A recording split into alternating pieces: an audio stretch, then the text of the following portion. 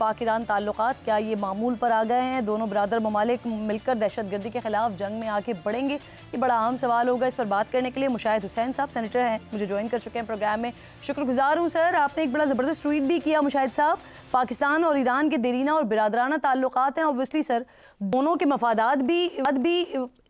Similarly ایک جیسے ہیں، تو پھر یہ ہمارے بھائیوں سے کہاں غلطی سرزد ہو گئی سر؟ اور کیا پاکستان نے غلطی کو تسلیم کرنے اور معافی مانگنے کا موقع دیا تھا؟ کیسا نہ کرنے پر پھر ہمیں اوبویسلی ریٹیلیٹ کرنا پڑا، جواب دینا پڑا؟ السلام علیکم جی، اور آپ کے ویوز کو بڑا السلام علیکم۔ یہ ایک بڑا افسوسناک بات تھا اور بالکل غیر متوقع تھا، کیونکہ خطرات تو ہوتے ہیں دشمنوں سے،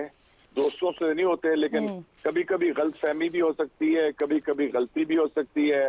کبھی کبھی مس کیلکولیشن بھی ہو سکتی ہے۔ تو لگتا یہی ہے کہ جب یہ ہوا، یہ بڑا ایک حیران کن حماقت ہوئی، تو اس وقت پاکستان کے لیے بڑا مشکلات تھے، کیونکہ ایک تو بڑا ایک سرپرائز تھا، ان ایکسپیکٹڈ تھا۔ دوسرا یہ تھا کہ جہاں سے یہ حملہ ہوا وہ ایک دوست کی طرف سے ہوا، اور پھر اس کا جواب دینا بنتا تھا، اس کا انتظار بھی کیا گیا شام تک، لیکن ان کے جو وزرائے دفاع اور وزرائے خارجہ کے بیانات ذرا ان میں کوئی ندامت یا معذرت کا عنصر نہیں تھا،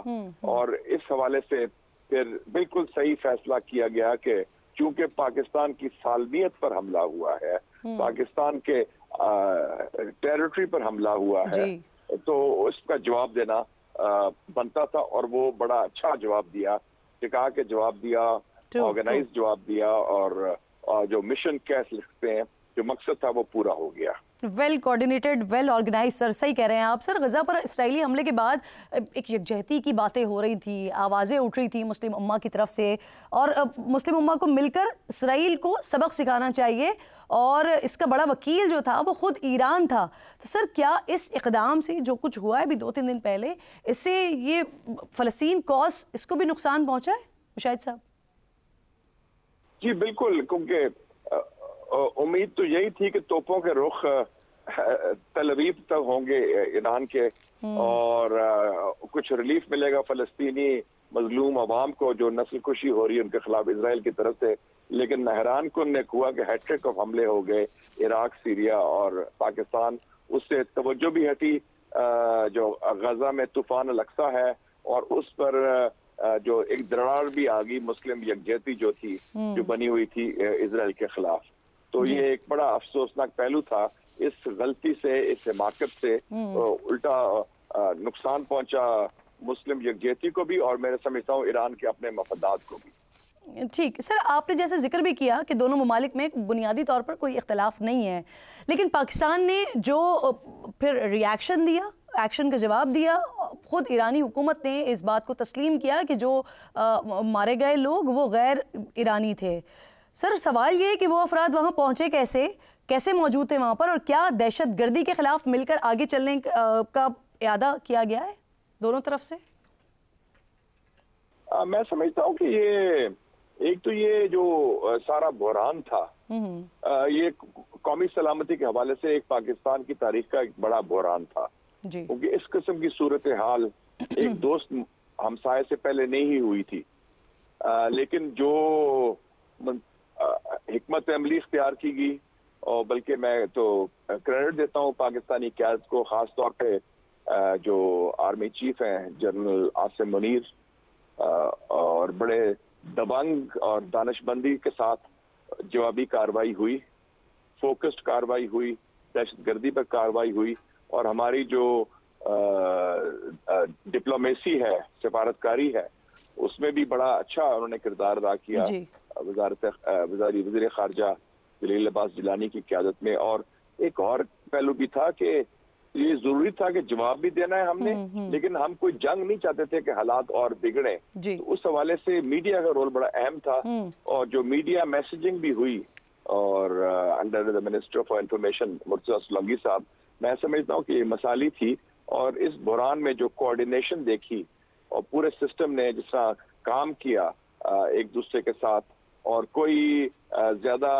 شور بھی نہیں مچا اور کوئی ایسا بات نہیں ہوئی کہ حالات اور بگڑے، بلکہ حالات سنبھل بھی گئے، کیونکہ جس طریقے سے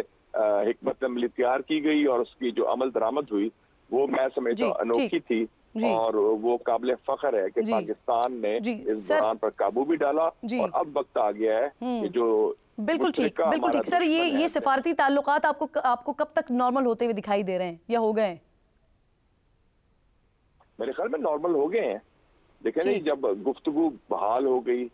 اور کشیدگی کم ہو گئی اور دونوں طرف نے کہا کہ ہم اپنی دوستی کو اسی بنیاد پر آگے چلائیں گے جو 16 جنوری سے پہلے تھا، تو معمول کی طرف سے تعلقات ہو گئے. اب جو ایشوز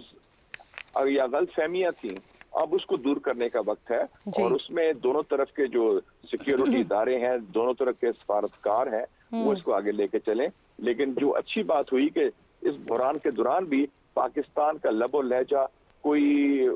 ایران کے حوالے سے یا ایرانی عوام کے حوالے سے کوئی منفی نہیں تھا، وہ مثبت تھا کہ ہم برادر مسلمان ملک ہیں، ان سے ہمارے درینہ تعلقات ہیں، ہم تعلقات کو بگڑنے نہیں دیں گے، اور ہمارے ہاں عزت اور احترام کا رشتہ ہے ایران کے لیے بھی، ایرانی عوام کے لیے. اور سر واضح میسج بھی تھا کہ ہمارے حسن سلوک کو ہماری کمزوری ہرگز نہ سمجھا جائے. بہت بہت شکریہ. آپ کہہ رہے ہیں سفارتی تعلقات بھی الحمدللہ معمول پر آ گئے ہیں. بہت بہت شکریہ مشاہد صاحب، آپ پروگرام میں ساتھ موجود تھے. آخر میں ناظرین بات کروں گی کہ پاکستان بدل رہا ہے. اب یہاں کوئی طاقتور محض اس لیے نہیں بچ سکے گا کہ اس سے ملکی اشرافیہ کا مفاد جڑا ہوا ہے. تمام سیاسی پارٹی سے فائدہ اٹھانے والے، پاکستان کے طاقتور ترین شخصیات میں شمار ہونے والے، پیسوں کے بل پر ہمیشہ بچ نکلنے والے، مبینہ طور پر سرکاری زمینوں پر قبضہ کرنے والے، عوامی حقوق پر ڈاکہ ڈال کر نظام میں اپنا اثر و رسوخ بڑھانے والے برج اب الٹ رہے ہیں.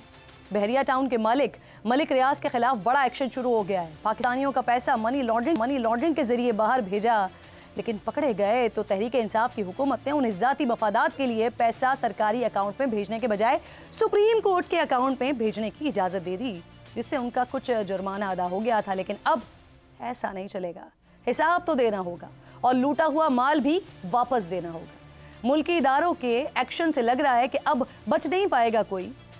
یہ ایک ملک ریاض پر ہاتھ نہیں ہے ناظرین، یہ پوری ملکی اشرافیہ کو پیغام ہے. ملک ریاض، ان کے بیٹے علی ریاض ملک اور سابق وزیر اعظم سمیت دیگر ملزمان کے خلاف قومی احتساب بیورو نے 1 دسمبر کو احتساب عدالت میں ریفرنس دائر کیا تھا. نیب نے اپنے ریفرنس میں باپ بیٹے کو مفرور قرار دیا، جس کے بعد پہلے دونوں کے ناقابل ضمانت وارنٹ گرفتاری جاری کیے گئے اور پھر بعد میں اشتہاری قرار دینے کی کارروائی کا آغاز کیا گیا.